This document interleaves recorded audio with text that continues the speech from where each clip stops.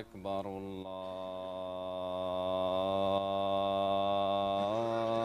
الله أكبر.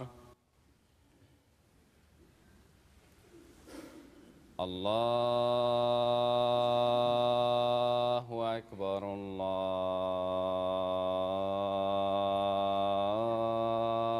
الله أكبر. أشهد أن لا إله إلا الله.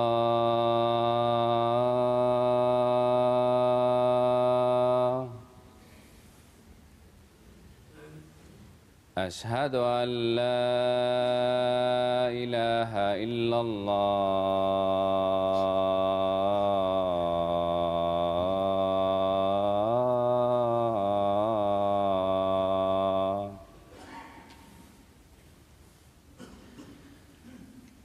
أشهد أن محمدًا رسول الله.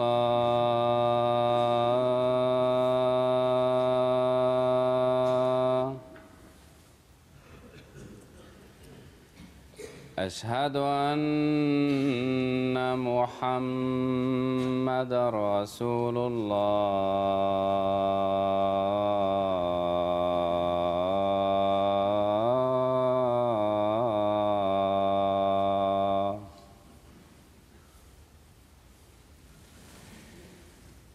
حي على الصلاة.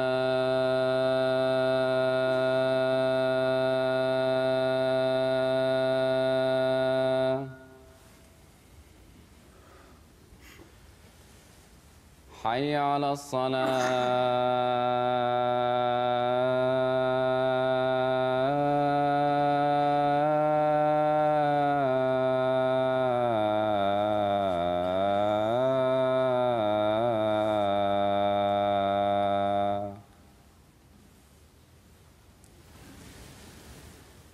حي على الفلاح.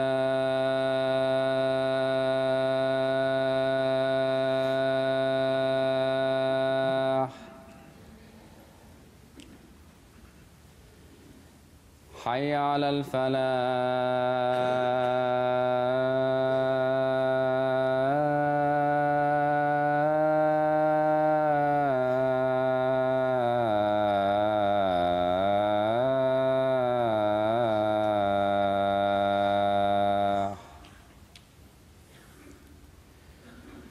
الله أكبر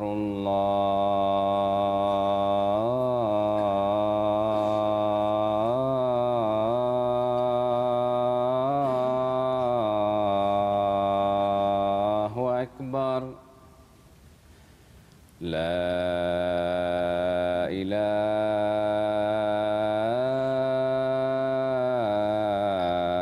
إلا الله.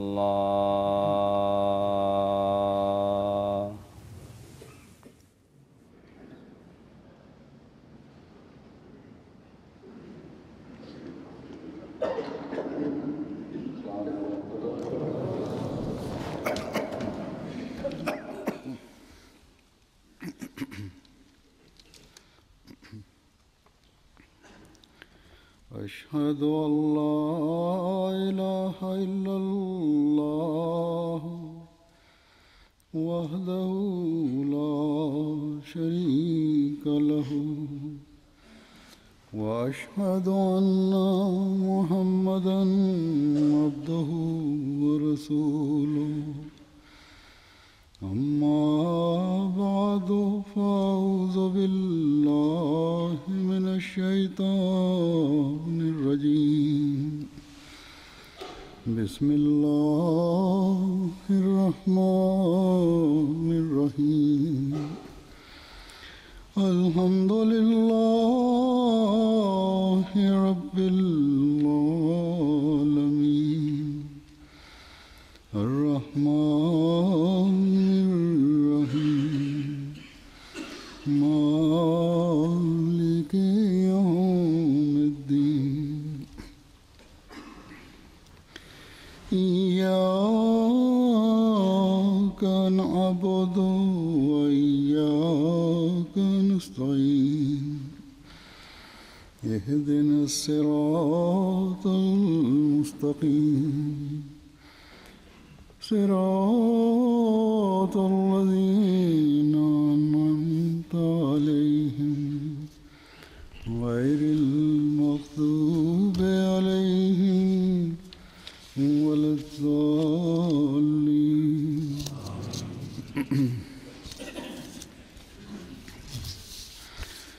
خذ العفو وأمر بالعرف وأعرض عن الجاهلين.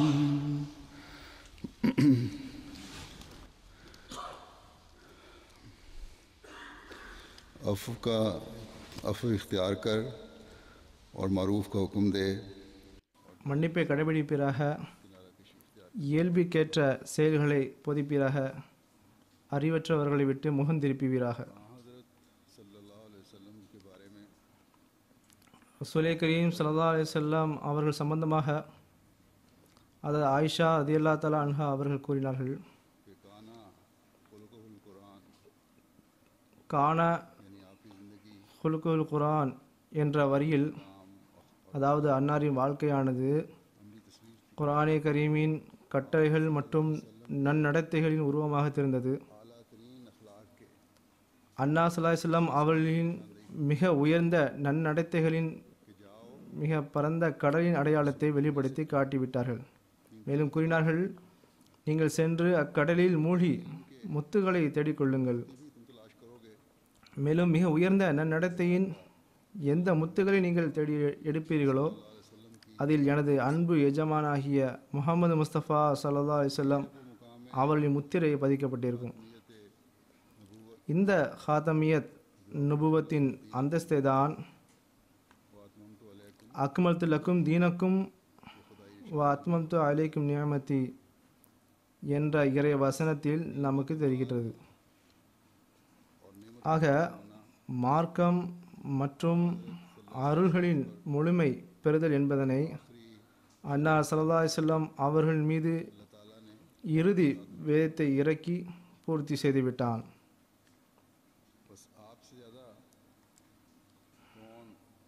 ஆக நபி ஸல்லல்லாஹு அலைஹி வஸல்லம் அவர்களை விட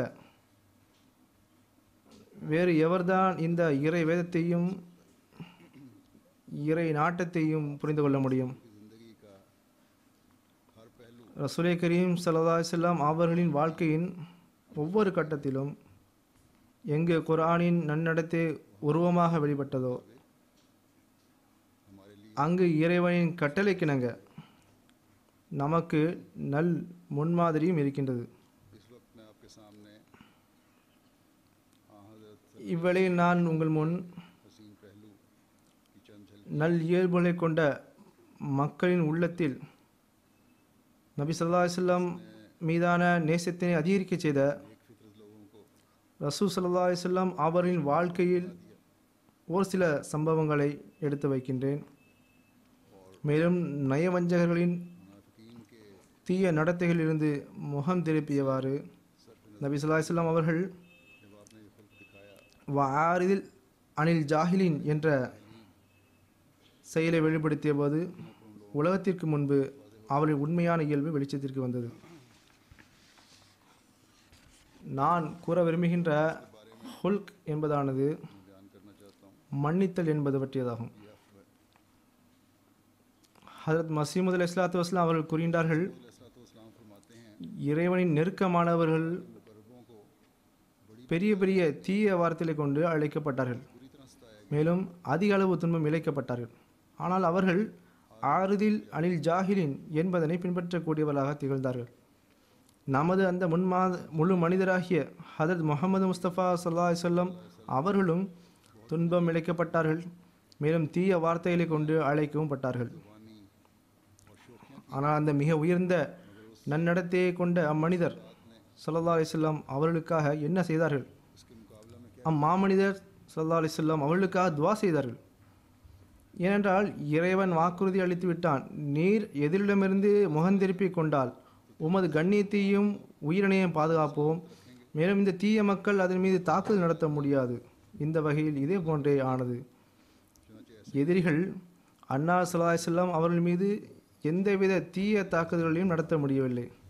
மாறாக தானே இழிவடைந்து நபி ஸல்லல்லாஹு அலைஹி வஸல்லம் அவர்களின் கால்களில் விழுந்தார்கள், அல்லது நபி ஸல்லல்லாஹு அலைஹி வஸல்லம் அவர்களின் முன்பே, அதாவது அவர்களின் காலத்திலேயே அழிந்து போனார்கள்.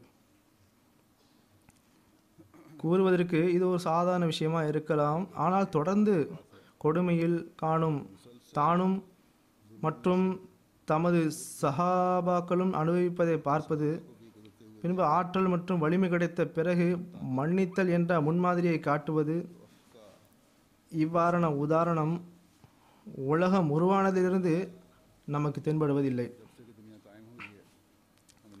இது ரசூல் ஸல்லல்லாஹு அலைஹி வஸல்லம் அவர்களின் ஒரு தனிப்பட்ட சிறப்பாகும். முனாஃபிகீன் மற்றும் தர்பியத் அடையாத மக்களுக்கு நிகராக அன்னார் ஸல்லல்லாஹு அலைஹி வஸல்லம் அவர்கள் பொறுமை மற்றும் மன்னித்தல் என்ற நன்னடத்தையே வெளிப்படுத்தினார்கள். இதுவும் ஒரு சாதாரண விஷயம் அல்ல. நடுநிலையுடன் சிந்திக்கும் ஒரு வரலாற்று ஆசிரியர் இருந்தார் என்றால், மதங்களின் கருத்து வேறுபாடுகள் இருந்தபோதிலும் அவர் இதனை ஒருபோதும் கூறாமல் இருக்க முடியாது. அதாவது அன்னாரின் சகிப்புத்தன்மை, மன்னித்தல், மேலும் ஒவ்வொரு நன்னடத்தையின் முன்மாதிரியானது எல்லையற்றதாக இருந்தது. மேலும் இந்து கிறிஸ்துவ மதத்தை சார்ந்த எழுத்தாளர்களும் இவ்வாறு எழுதியிருக்கின்றார்கள். எவ்வாறு இருந்த போதிலும் இவ்வேளையில் நான் ஒரு சில சம்பவங்களை கூறுகின்றேன். இச்சம்பவமானது அன்னாரின் மிக உயர்ந்த நன்னடத்தையினை எடுத்து உரைக்கின்றது. முதலில் நான் அப்துல்லா பின் உபை பின் சுலூல் சம்பவத்தை கூறுகின்றேன். இவன் முனாஃபிக்களின் தலைவனாக திகழ்ந்தான். வெளிப்படையில் அவன் நபி ஸல்லல்லாஹு அலைஹி வஸல்லம் அவர்களை பின்பற்றுதலை ஏற்றுக்கொண்டான். ஆனால் நபி ஸல்லல்லாஹு அலைஹி வஸல்லம் அவர்களின் விஷயத்தில் தீய முறையில் எதிர்ப்பினை தெரிவிப்பதில் எந்த ஒரு பகுதியினையும் விட்டு வைக்கவில்லை. மதீனாவில் இருந்தவாறு தொடர்ந்து இதனை செய்து வந்தான். அவனின் எதிர்ப்பு உண்மையில் எதன் காரணமாக இருந்ததென்றால், ரசூல் ஸல்லல்லாஹு அலைஹி வஸல்லம் அவர்கள் மதீனாவின் ஹிஜ்ரத்திற்கு முன்பு மதீனாவில் உள்ளவர்கள் அப்துல்லா பின் உபை பின் சுலூலை தலைவராக்க வேண்டும் என்று எண்ணியிருந்தார்கள். ஆனால் அன்னாரின் மதீனா வருகைக்கு பின்பு ஒவ்வொரு சமுதாயமும் மதத்தினர்களும் ஆட்சியின் தலைவராக நபி ஸல்லல்லாஹு அலைஹி வஸல்லம் அவர்களை ஏற்றுக்கொண்டார்கள். அப்போது இம்மனிதன் வெளிப்படையாக நபி ஸல்லல்லாஹு அலைஹி வஸல்லம் அவர்களை ஏற்றிருந்தாலும் மனதில் எதிர்ப்பே இருந்து வந்தது. மேலும் இது அதிகரித்து கொண்டே சென்றது.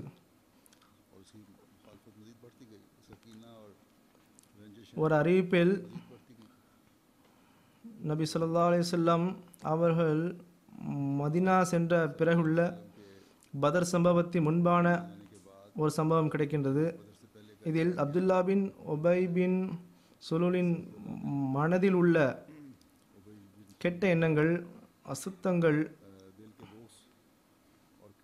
அதே சமயம் அன்னார் ஸல்லல்லாஹு அலைஹி வஸல்லம் அவரின் பொறுமையின் முன்மாதிரியும் வெளிப்படுகின்றது. இந்த வெளிப்பாடானது உண்மையில் மன்னித்தலாகவே இருந்தது. மேலும் இந்த மன்னித்தலான குணமானது இச்சம்பவத்திற்கு பிறகும் கூட அன்னாரின் இறுதி நடவடிக்கை மூலம் மேலும் பிரகாசமடைகின்றது. எவ்வாறு இருந்த போதிலும் அறிவிப்பில் இவ்வாறு வருகின்றது, உர்வா பின் ஜுபைர் ரலியல்லாஹு தஆலா அன்ஹு அவர்கள் எனக்கு கூறியதாக இமாம் சூஃபி அறிவிக்கின்றார்கள்.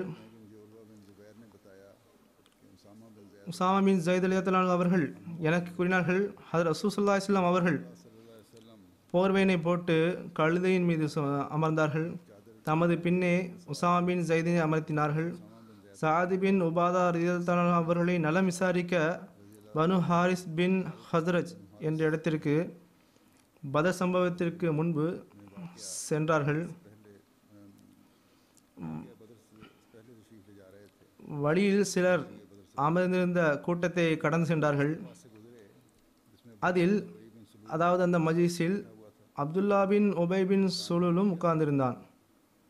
அவ்வேளையில் அவன் இஸ்லாமினை ஏற்றிருக்கவில்லை. இந்த கூட்டத்தில் முஸ்லிம்களும் அமர்ந்திருந்தார்கள், சிலை வணங்கிகளும் இருந்தார்கள், மேலும் யூதர்களும் அமர்ந்திருந்தார்கள். மேலும் இதே மஜ்லிஸில் அப்துல்லா பின் ரவாஹா ரலியல்லாஹு தஆலா அன்ஹு அவர்களும் அமர்ந்திருந்தார்கள்.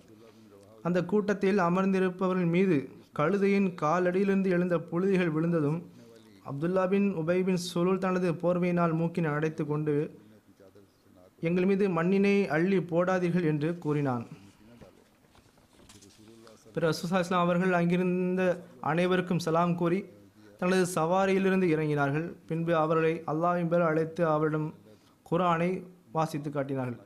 இதனை கேட்ட அப்துல்லா பின் உபை பின் சுல் கூறினான், சாஹிபே, நீர் கூறும் விஷயமானது நல்ல விஷயம் அல்ல.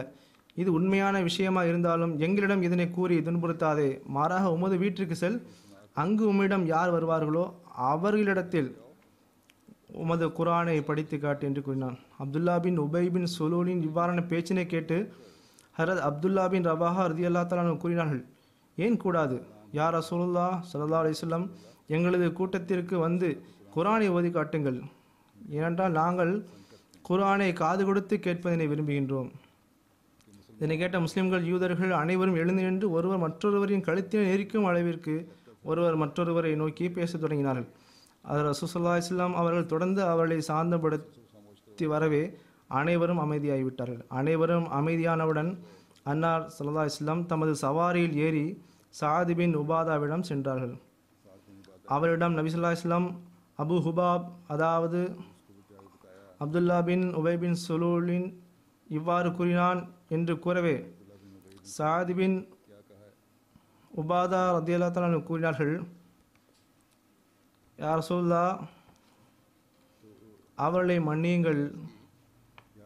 மிக உன்னதமான குர்ஆன் ஆகிய வேதத்தை இறக்கிய அந்த இறைவன் மீது ஆணையாக அல்லாஹ் தாலா தங்கள் மீது இறக்கிய உண்மையினை எடுத்தருளியிருக்கின்றான். இவ்விடத்தில் வாழும் மக்கள் அப்துல்லா பின் உபை பின் சுலூனை தமது அரசாட்சியின் கிரீடத்தை வழங்க விரும்பினார்கள். அவனது இடத்தில் அல்லாஹ் தாலா தங்களை நியமித்ததும் அவனுக்கு மிகவும் வேதனை ஏற்பட்டுள்ளது. இதன் காரணமாக அவன் தங்களுடன் தீய முறையில் நடந்து கொண்டான். எனவே அவரை மன்னித்து விடுங்கள். ஹஜ்ரத் ரசூலுல்லாஹி ஸல்லல்லாஹு அலைஹி வஸல்லம் அவர்கள் அவனை ஏற்கனவே மன்னித்து விட்டார்கள். நபி ஸல்லல்லாஹு அலைஹி வஸல்லம் அவர்கள் அவனை மன்னித்து விட்டதை கூற வேண்டும் என்பதற்காக சாத் பின் உபாதாவிடம் கூறவில்லை. மாறாக இன்று அப்துல்லா பின் உபை பின் சுலூல் இவ்வாறு நடந்து கொண்டான் என்பதனை காட்டவே கூறினார்கள். ஆனாலும் நான் தொடர்ந்து மன்னிப்பினை வழங்கி கொண்டே செல்வேன்.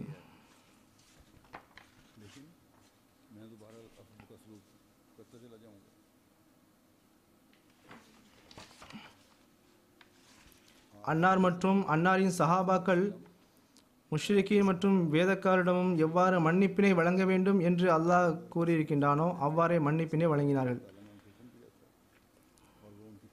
மேலும் அவரிடமிருந்து கிடைக்கக்கூடிய கஷ்டங்களின் மீது பொறுமையினை கடைபிடித்து வந்தார்கள்.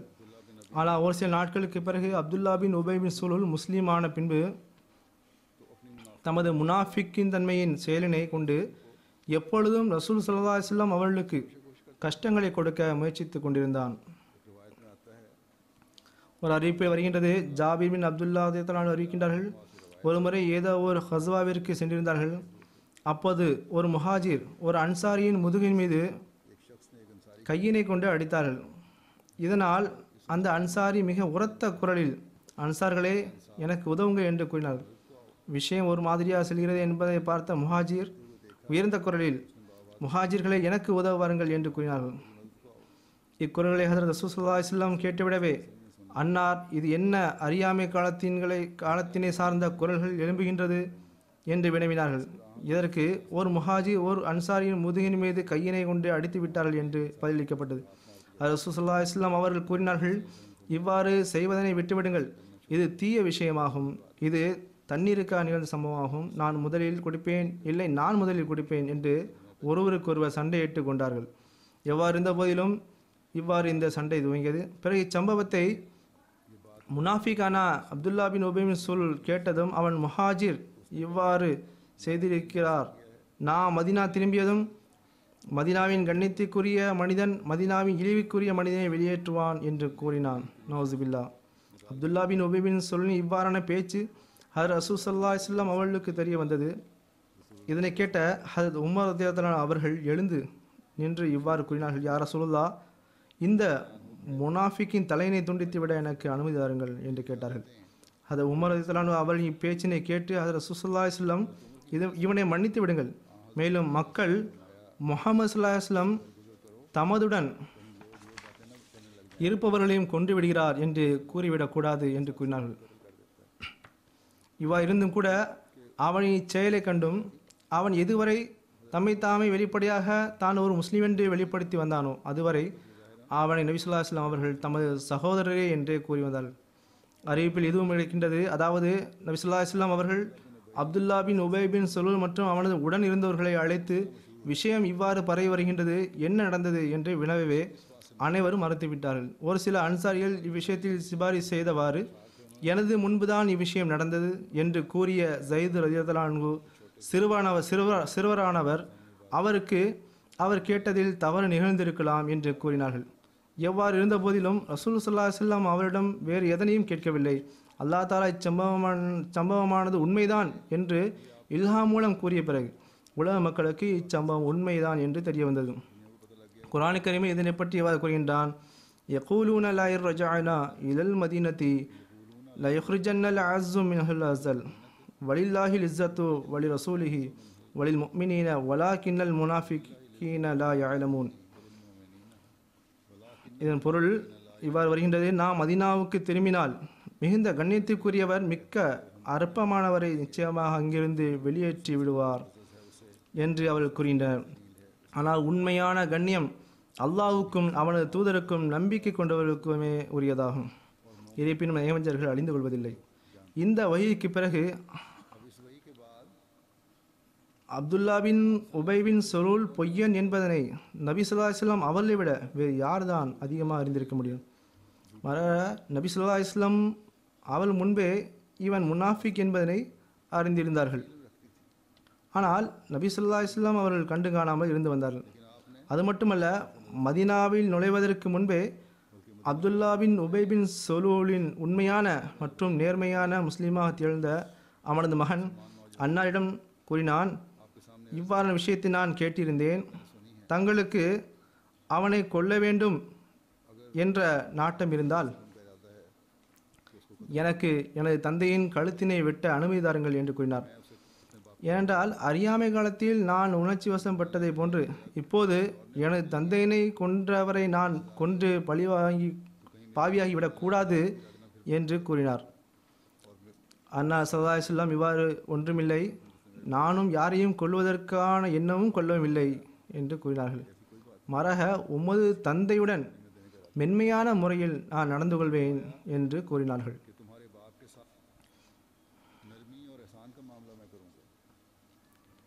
இப்பயணத்தின் தருணத்தில் ஹதரத் ஆயிஷா ரதியல்லாஹு தஆலா அன்ஹா அவர்கள் தவறாக பின்தங்கி விட்டார்கள். பயணக்குழு அங்கிருந்து கடந்து சென்று விட்ட பிறகு ஒரு சஹாபி பயணக்குழு சென்று விட்ட பிறகு அக்குழு இளைப்பாறிய இடத்தில் ஏதேனும் பொருள்கள் விடுபட்டு விட்டதா என்பதனை நோட்டமிட்டவாறு வந்தபோது அன்னாரை பார்த்தவுடன் இன்னா லில்லாஹ் என்று கூறினார்கள். இதனை கண்ட ஆயிஷா ரலியல்லாஹு அன்ஹா உடனே கண்விழித்து தன் மீது போர்வையினை பொருத்தி கொண்டார்கள். அந்த சஹாபி தனது ஒட்டகத்தினை கொண்டு வந்து அன்னாரின் அருகில் அமர்த்தினார்கள். அது ஆயிஷா ரலியல்லாஹு அன்ஹா ஒட்டகத்தின் மீது ஏறி அமர்ந்து கொண்டார்கள். அவ்வாறு சென்று கொண்டிருந்த தருணத்தில் தமது குழுக்களுடன் இணைந்தபோது இதே முனாஃபிகீன்கள் அது ஆயிஷா ரலியல்லாஹு அன்ஹா அவர்களை பற்றி பலதரப்பட்ட வதந்திகளை பரவ துவக்கிவிட்டார்கள். தவறான குற்றச்சாட்டுகளை நவதுபில்லா அது ஆயிஷா ரலியல்லாஹு அன்ஹா அவர்கள் மீது இட்டு கட்டி கூறினார்கள்.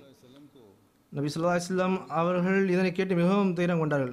அது ஆயிஷா ரலியல்லாஹு அன்ஹா அவர்கள் மீது வைக்கும் குற்றம் சாட்டுதலானது நபி ஸல்லல்லாஹு அலைஹி வஸல்லம் அவர்களுக்கு தீங்கிழைக்கும் காரியமாக அமைந்தது. மேலும் அதற்கான முயற்சியும் செய்யப்பட்டது. இச்சம்பவத்திற்கு பிறகு நபி ஸல்லல்லாஹு அலைஹி வஸல்லம் அவர்கள் மதீனா வந்தடைந்தார்கள். ஒரு நாள் நபி ஸல்லல்லாஹு அலைஹி வஸல்லம் அவர்கள் மஸ்ஜிதில் வருகை தந்து மக்கள் முன் உரையாற்றியவாறு இவ்வாறு கூறினார்கள். அதன் ஒரு வாசம் இதுவாகும், அதாவது எனக்கு எனது உறவினர்களை சம்பந்தப்படுத்தி முன்பும் கஷ்டத்தினை தந்துள்ளார்கள். ஆனால் நபி ஸல்லல்லாஹு அலைஹி வஸல்லம் அவர்கள் முனாஃபிகீன்களின் இவ்வாறான விஷயங்களின் பொறுமையை கையாண்டார்கள். எவர்களெல்லாம் இவ்வாறான குற்றச்சாட்டினை முன்வைத்தார்களோ அவர்களை உடனே தண்டித்து விடவில்லை. அல்லாஹ் தாலாவிடமிருந்து அது ஆயிஷா ரலியல்லாஹு தாலா அன்ஹா தூய்மையானவர் என்ற இல்ஹாம் வந்ததும் கூட அவளுக்கு தண்டனை வழங்கவில்லை. இவள் இட்டுக்கட்டி கூறுகின்றார்கள் என்பதனை அறிந்திருந்தார்கள், மேலும் மன்னிக்கவும் செய்தார்கள். மட்டுமல்லாமல் அறிவிப்பு வருகின்றது, அப்துல்லா பின் உபை பின் சுலூல் இறந்த பிறகு நான் கூறியது போன்று நேர்மையான முஸ்லீமாக திகழ்ந்த அவனது மகன் ரசூல் ஸல்லல்லாஹு அலைஹி வஸல்லம் அவரிடத்தில் வந்து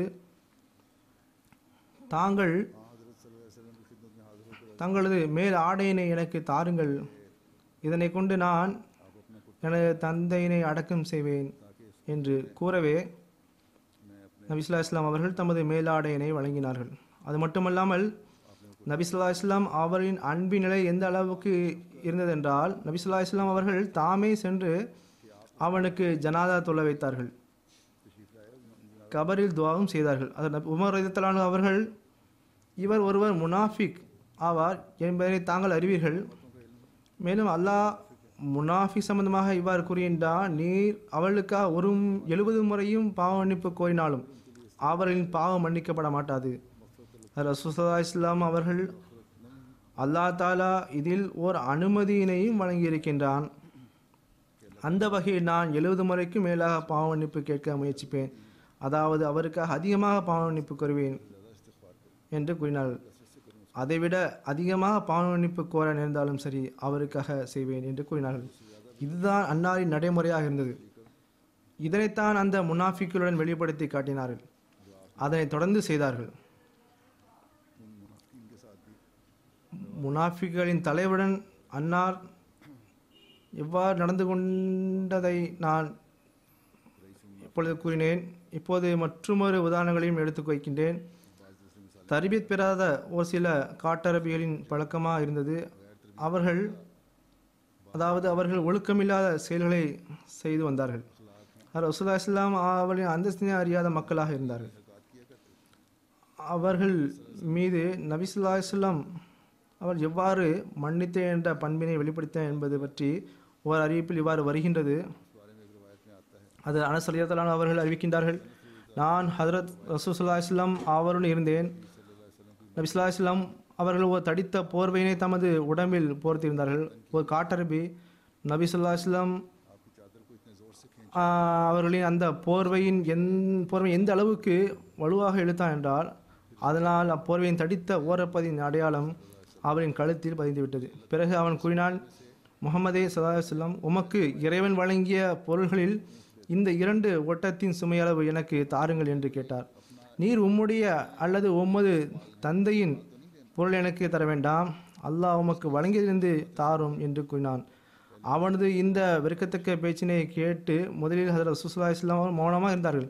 பிறகு கூறினார்கள், அல் மாலு மாலுல்லாஹி அனா அப்துஹு, அதாவது அனைத்தும் இறைவனுடையதுதான், மேலும் நான் இறை அடியான் ஆவேன் என்று கூறினார்கள். பிறகு ஹதரத் ரசூலுல்லாஹி ஸல்லல்லாஹு அலைஹி வஸல்லம் கூறினார்கள், நீ எனக்கு கொடுத்த துன்பத்திற்கு பழி வாங்கப்படும், அந்த காட்டறிவி அதற்கு என்னை பழிவாங்க முடியாது என்று கூறினார்கள். ரசூலுல்லாஹி ஸல்லல்லாஹு அலைஹி வஸல்லம் அவர்கள்,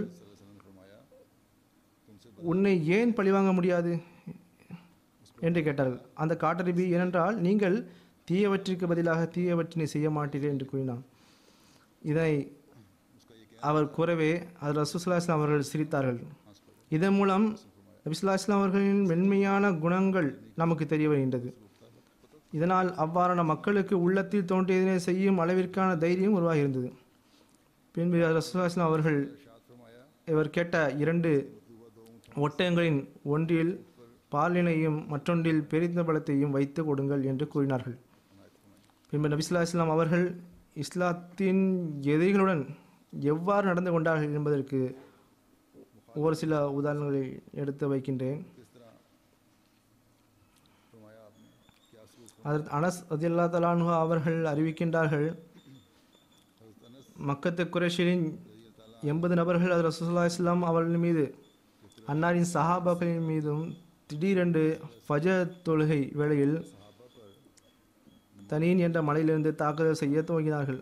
அவர்கள் அது ரசூலுல்லாஹி ஸல்லல்லாஹு அலைஹி வஸல்லம் அவர்களை கொன்றுவிட வேண்டும் என்பது அவர்களின் எண்ணமாகும். ஆனால் அவர்கள் பிடிக்கப்பட்டார்கள்.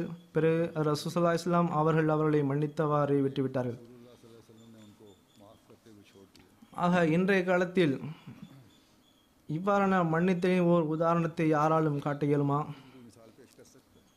இவர்கள் போர்க்குற்றவாளிகளாக இருந்த போதிலும் நபி ஸல்லல்லாஹு அலைஹி வஸல்லம் அவர்கள் உங்களுக்கு எந்தவித தண்டனையும் இல்லை என்று மன்னித்து அனுப்பினார்கள்.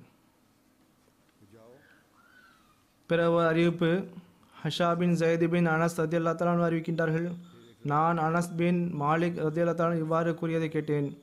ஒரு முறை ஓர் யூதன் ஹஜ்ரத் ரசூல் ஸல்லல்லாஹு அலைஹி வஸல்லம் அவரின் அருகாமையில் கடந்து சென்றபோது அவன் அஸ்ஸலாமு அலைக்கும் என்று கூறுவதற்கு பதிலாக அஸ்ஸாமு அலைக்கும், அதாவது உம்மீது நாசம் உண்டாவதா என்று கூறினான்.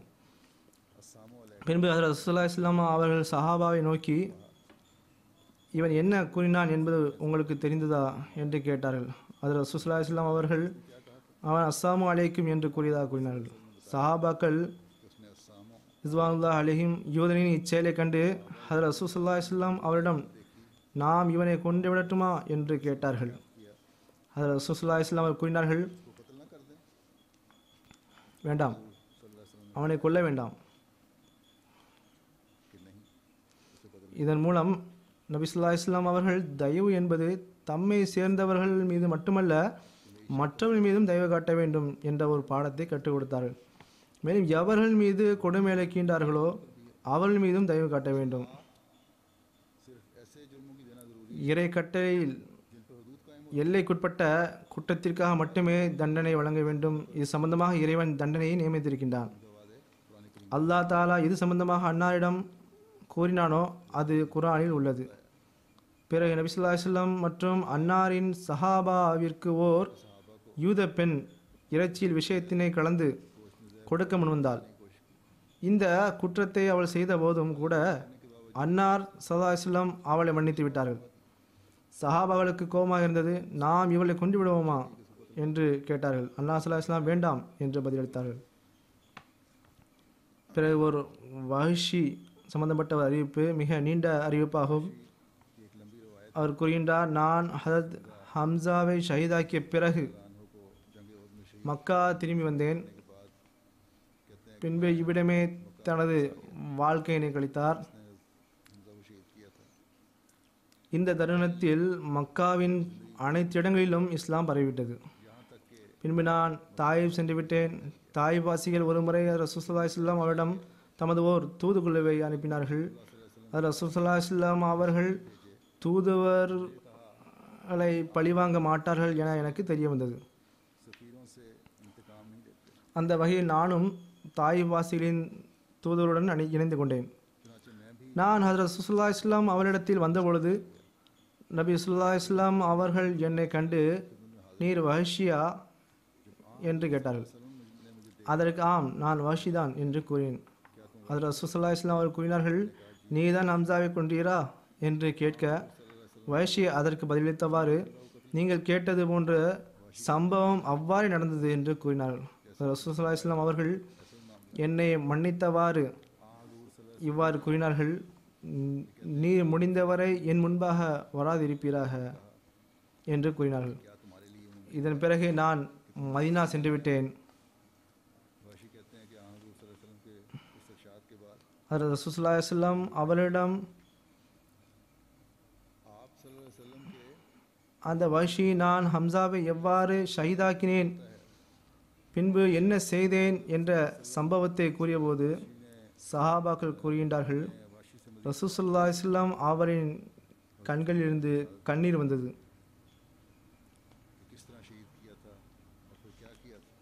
தனது சச்சாவை நினைவுபடுத்திய போது நிச்சயமாக இந்த கண்ணீர் வெளியே வந்திருக்கத்தான் செய்யும். அவர்கள் பதர் போரின் போது அன்னாருக்கு உதவினார்கள், அன்னாருடன் இருந்தார்கள். ஆனால் ஹம்சாவின் கொலைக்கு பிறகு பழிவாங்கும் ஆற்றல் இருந்தும் கூட நபி ஸல்லல்லாஹு அலைஹி வஸல்லம் அவர்கள் மன்னித்தல் என்ற நற்குணத்தையே வெளிப்படுத்தினார்கள். இவ்வாறு அந்த வஹ்ஷியை மன்னித்தார்கள். மக்கா வெற்றிக்கு பிறகு ரசூல் ஸல்லல்லாஹு அலைஹி வஸல்லம் அவர்கள் இக்ரிமாவை கொன்றுவிட கட்டளையிட்டார்கள். ஏனென்றால் இவர் போர் குற்றவாளியாக இருந்தார். இதனால்தான் கொலைக்கான கட்டளை விடுத்தார்கள். இவரும் மற்றும் இவரின் தந்தை அபுஜஹிலும் நபி ஸல்லல்லாஹு அலைஹி வஸல்லம் மற்றும் அன்னாருடன் இருந்தோரை மிக கடுமையான அளவில் துன்புறுத்தி இருந்தார்கள். ஹதரத் ரசூலுல்லாஹி ஸல்லல்லாஹு அலைஹி வஸல்லம் அவர்களை கொலை செய்ய கட்டளையிட்ட செய்தி இக்ரிமாவுக்கு கிடைத்தவுடன் அவர் யமனை நோக்கி ஓடிவிட்டார். இவருக்கு பின்பே ஹாரிஸ் பின் ஹஷாமின் புதல்வியான அவரது மனைவி சென்று கப்பலில் ஏறுவதற்காக காத்திருந்த அவரை கண்டார். இன்னும் அறிவிப்பின்படி இக்ரிமா கப்பல் ஏறிவிட்டிருந்தார்.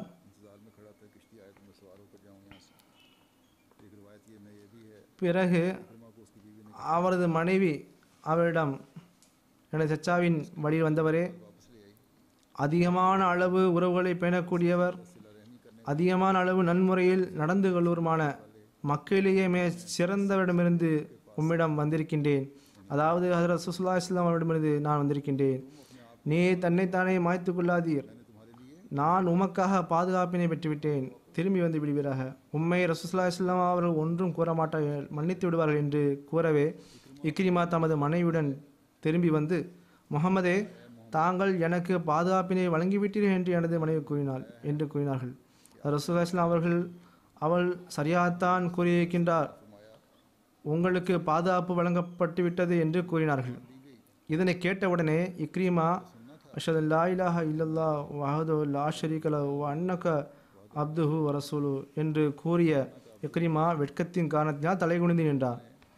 இதனை கண்ட ரசூலுல்லாஹி ஸல்லல்லாஹு அலைஹி வஸல்லம் அவர்கள், இக்ரிமாவே, எனது ஆற்றலில் இருக்கும் எதனை வேண்டுமானால் நீ கேட்டால் நான் உமக்கு வழங்கி விடுவேன் என்று கூறினார்கள். அதற்கு இக்ரிமா, நான் தங்களுக்கு செய்து வந்த அனைத்து தீய செயல்களையும் மன்னித்து விடுங்கள் என்று கூறினார்.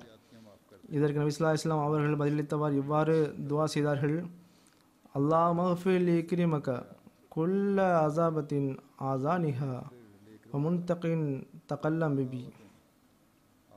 யா அல்லாஹ், இக்ரிமா என்னுடன் செய்த அனைத்து தீய செயல்களையும் மன்னித்து விடுவாய. மேலும் கூறினார்கள், யா அல்லாஹ், இக்ரிமா எனது சம்பந்தமாக எதனையெல்லாம் கூறி வந்தாரோ அதனை அவருக்கு வழங்கிவிடு, அதாவது மன்னிப்பினை வழங்கிவிடு என்று கூறினார்கள். அல்லாஹும்ம ஸல்லி அலா முஹம்மதின் வ அலா ஆலி முஹம்மதின் வ பாரிக் வ ஸல்லிம் இன்னக ஹமீதும் மஜீத். ஒரு நபர் உஸாலா பின் உபைர் மக்கா வெற்றியும் போது நபி ஸல்லல்லாஹு அலைஹி வஸல்லம் அவர்கள் தவாப் செய்வதற்காக என்றபோது அன்னாரை கொல்வதற்காக அன்னார் ஸல்லல்லாஹு அலைஹி வஸல்லம் அருகே வந்தான். அல்லாஹ் தாலா இத்திட்டத்தின் செய்தியினை நபி ஸல்லல்லாஹு அலைஹி வஸல்லம் அவர்களுக்கு தெரிவித்து விட்டான். அது நபி ஸல்லல்லாஹு அலைஹி வஸல்லம் அவர்கள் அவனை பார்த்து அழைத்த போது அவன் பதறி போய்விட்டான். பிறகு நபி ஸல்லல்லாஹு அலைஹி வஸல்லம் அவர்கள் அவனிடம் எந்த நியத்தில் இங்கே வந்திருக்கிறாய் என்று கேட்டார்கள். பிடிபட்ட பிறகு அவன் பொய்யைத்தான் கூறுவான் என்பது வெளிப்படையான ஒன்று. பல காரணங்களை கூறினான். இதனை கேட்டு நபி ஸல்லல்லாஹு அலைஹி வஸல்லம் அவர்கள் புன்னகைத்தார்கள். பின்பு பாசத்துடன் அவரை தம்மிடத்தில் அழைத்து அவனது மார்பில் அவனிடம் என்ன ஆயுதங்கள் இருக்கிறது, எந்த நீயத்தில் வந்திருக்கின்றான் என்று நினைத்து எந்தவித அச்சமும் இல்லாமல் தனது கையினை வைத்தார்கள். ஃபஸாலா கூறினார்கள், அன்னார் ஸல்லல்லாஹு அலைஹி வஸல்லம் தனது கையினை எனது மார்பில் வைத்தவுடன் எனது அனைத்து கோபங்களும் தூர விலகிவிட்டன. எந்த ஒரு மகானை நான் கொலை செய்ய வேண்டும் என்று நினைத்து வந்தேனோ அவரின் நேசம் பாசமானது எனது உள்ளத்தில் அன்பின் நதியினை பெருக்கெடுத்தோடு செய்துவிட்டது. ஆக இதுதான் எனது எஜமானர் ஸல்லல்லாஹு அலைஹி வஸல்லம் தமது எதிரிகளுடன் நடந்து கொண்ட முன்மாதிரியாகும். குற்றவாளி பிடிபட்டவுடன் அவனுக்கு தண்டனை வழங்குவதற்கு பதிலாக நேசத்தின் அம்பினை கொண்டு எந்த அளவுக்கு காயப்படுத்தினார்கள் என்றால் அந்த எதிரிகள் நபி ஸல்லல்லாஹு அலைஹி வஸல்லம் அவர்களுக்காக தமது உயிரை கூட கொடுத்து விடுவதற்கு முன்வந்தார்கள். இதனை போன்ற நேசம் மற்றும் மன்னிக்கும் குணத்தினை வேறு எவராலும் வெளிப்படுத்த முடியுமா? ஆனால் நாம் ஹதரத் முஹம்மது ஸல்லல்லாஹு அலைஹி வஸல்லம் அவர்கள் உங்களுக்காக உஸ்வாயே ஹசனா நல் முன்மாதிரியாக இருக்கின்றார் என்ற இறைவனின் இக்கூற்றினை எப்போதும் நினைவு வைத்துக் கொள்ள வேண்டும். ஆக இம்முன்மாதிரியின்படி நடத்தல், அதன் பக்கம் கவனம் செலுத்தல் இன்றைய காலத்து முஸ்லிம்கள் மீதும் கடமையாகும். இவர்கள் இதனை புரிந்து கொள்ள வேண்டும். உம்முல் மோமினின் ஹதரத் ஆயிஷா ரலியல்லாஹு அன்ஹா அவர்கள் அறிவிக்கின்றார்கள், ஹதரத் ரசூல் ஸல்லல்லாஹு அலைஹி வஸல்லம் அவர்களுக்கு 2 விஷயங்களில் ஒரு விஷயத்தினை தேர்ந்தெடுக்கும்படி கூறப்பட்டால் அன்னா ஸல்லல்லாஹு அலைஹி வஸல்லம் மிக எளிய விஷயத்தினை தேர்ந்தெடுத்தார்கள். ஆனால் எதனை தேர்ந்தெடுப்பதினால் பாவமாகுமோ அதிலிருந்து மக்களை விட மிக அதிகமாக விலகி இருப்பவர்களாக இருந்தார்கள். ரசூலுல்லாஹி ஸல்லல்லாஹு அலைஹி வஸல்லம் அவர்கள் தமது தனிப்பட்ட விஷயத்திற்காக எவரையும் பழிவாங்கியதில்லை. எவரேனும் அல்லாஹ் தஆலா நியமித்த அந்த எல்லைக்குள் தகாத காரணத்தை கொண்டு நுழைந்தால் இறைவனுக்காக அவருக்கு தண்டனை வழங்குவார்கள். அதாவது உமர் ரலியல்லாஹு தஆலா அன்ஹு அவர்கள் சம்பந்தமாக ஓர் அறிவிப்பு இவ்வாறு வருகின்றது. அவர் ஒருமுறை பேச்சில் ஈடுபட்டிருந்த தருணத்தில் ஹதரத் ரசூல் ஸல்லல்லாஹு அலைஹி வஸல்லம் அவரை நோக்கி, யா ரசூலுல்லாஹ், எனது பெற்றோர்கள் உங்கள் மீது அர்ப்பணமாகட்டுமாக. அது நூஹ் அலைஹிஸ்ஸலாம் அவர்கள் தமது எதிரி சமுதாயத்தினை பழித்தார்கள், பத்வா செய்தார்கள். மேலும் இவ்வாறு வலித்தார்கள், ரப்பிலா தசர் அலல் அர்லி மினல் காஃபின தையாரா. யா ரசூலுல்லாஹ், தாங்களும் ஹதரத் நூஹ் அலைஹிஸ்ஸலாம் அவர்களை போன்று பழித்தீர்கள் என்றால் நாங்கள் அனைவரும் அழிந்திருப்போம். நபி ஸல்லல்லாஹு அலைஹி வஸல்லம் அவர்கள் அடிக்கப்பட்டார்கள். அன்னார் முகத்திலிருந்து இரத்தம் அழிந்தது. அன்னாரின் பற்களை உடைக்கப்பட்டது. அவ்வேளையிலும் கூட தாங்கள் நல்ல துவாவைத்தான் செய்தீர்கள். மேலும் தாங்கள் இவ்வாறு துவா செய்தீர்கள், அதாவது அல்லாஹ் மஃபிலி கௌமி ஃபஇன்னம் லா யஅலமூன். யா அல்லாஹ், எனது சமுதாயத்தை மன்னித்து விடுவாயாக, இவர்கள் என்ன செய்கிறார்கள் என்று இவர்களுக்கே தெரியாது.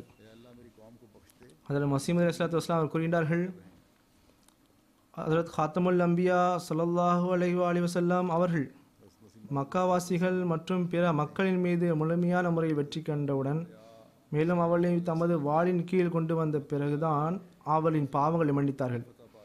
மேலும் எவருக்கு தண்டனை வழங்க வேண்டும் என்று தீர்மானிக்கப்பட்ட கட்டளையானது இறைவனிடமிருந்து கிடைத்ததோ அவர்களுக்கு தண்டனை கொடுத்தார்கள். அவர்கள் உண்மையில் கொடுமைக்காரர்களாக இருந்தபோதிலும் அவரின் அனைத்து பாவங்களையும் மன்னித்து விட்டார்கள். மேலும் அனைவரின் மீது முழுமையான வெற்றியினை கண்டு அனைவரையும் நோக்கி லா தஸ்ரீபா அலைக்குமுல் யௌம் என்று கூறினார்கள். மேலும் எதிரிகளின் பார்வையில் முடியாத ஓர் காரியமாக திகழ்ந்த மன்னிப்பினை வழங்கியதின் காரணத்தினால் தமது தவறான செயலினை நினைத்து தன்னை தாமே தமது எதிரியின் பிடியின் கீழ் இருப்பதைக் கண்டு நாம் தண்டிக்கப்படுவோம் என்று நினைத்தார்கள். ஆயிரக்கணக்கான மனிதர்கள் ஒரே சமயத்தில் ஒன்று சேர்ந்து இஸ்லாமிய மார்க்கத்தை ஒப்புக்கொண்டார்கள். ஆக இதுதான் நபி ஸல்லல்லாஹு அலைஹி வஸல்லம் அவரின் மன்னித்தலின் குணமாக இருந்தது. இவ்வாறும் மன்னிப்பினை வழங்க முடியும் என்பதானது வெளிப்படையில் எதிரியின் பார்வையில் ஒரு கஷ்டமான விஷயமாகத்தான் இருந்தது. ஆனால் இந்த நடைமுறையினை நபி ஸல்லல்லாஹு அலைஹி வஸல்லம் அவரிடம் கண்டபோது அதன் விளைவாக அவர்கள் இஸ்லாத்தினை ஏற்றுக்கொண்டார்கள். இக்கருத்தினை இன்றைய முஸ்லிம்களும் புரிந்தார்கள் என்றால் இஸ்லாத்தின் தூது செய்தியினை எட்ட வைப்பதில் பன்மடங்கு முன்னேற்றங்களை வழங்கியிருப்பார்கள். இவர்கள் தீயதினை நாடுபவரின் வட்டத்திலிருந்து வெளியேறி அதர் ரசூல் ஸல்லல்லாஹு அலைஹி வஸல்லம் அவர்கள் காட்டிய முன்மாதிரியை சிந்திக்க வேண்டும். அல்லாஹ் தஆலா இவர்களுக்கு அறிவினை வழங்கட்டுமாக. ஆமீன்.